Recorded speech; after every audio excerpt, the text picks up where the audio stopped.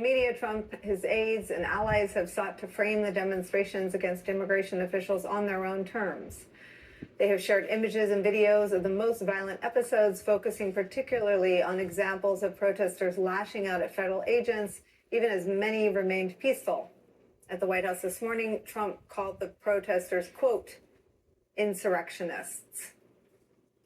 In short, he is looking for ammo to justify invoking the Insurrection Act and moving closer to something he has talked about doing for a long time, using the military against the, quote, enemy within. Here's what his former chief of staff, John Kelly, had to say in terms of a warning about this moment. And I think this issue of using the military to go after American citizens is one of those things I think is a very, very bad thing. Even to say it for political purposes to get elected, I think it's a very, very bad thing, let alone actually doing it. When I was in the White House, for that matter, DHS, I was, originally the conversation would be, Mr. President, that's outside your authority, or, that's a routine use. You really don't want to do that inside the United States. But now that he's talking about it as I'm going to do it, it's disturbing. Again, that's a warning given by General John Kelly ahead of last November's election about what Trump sought to do the first time that he, Kelly, and others stopped him from doing, and why, the impact it would have on the military. But Donald Trump gave the game away when he was asked on Saturday about sending in troops. Take a listen. If you're not planning to invoke the Insurrection Act, do you still plan to send troops? Well, we're going to have troops everywhere. We're not going to let this happen to our country.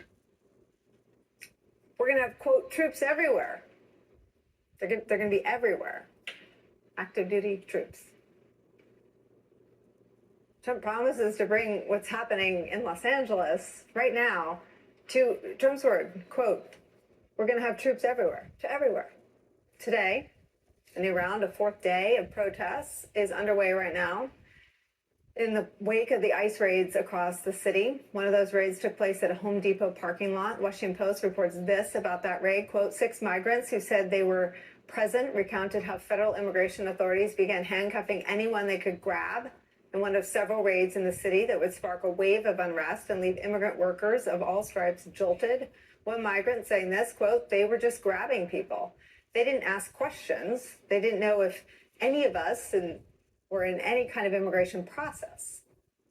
The nation's second largest city, a flashpoint today in both Trump's immigration crackdown and his war on the rule of law. It's where we begin today with NBC's Jacob Soboroff, who is burning thousands of federal law enforcement hours on operations that privilege political objectives over public safety, attacking constitutional protections like due process and free speech as they do. If this administration does not correct course, it will lock the country into a future of weaker enforcement, lowered trust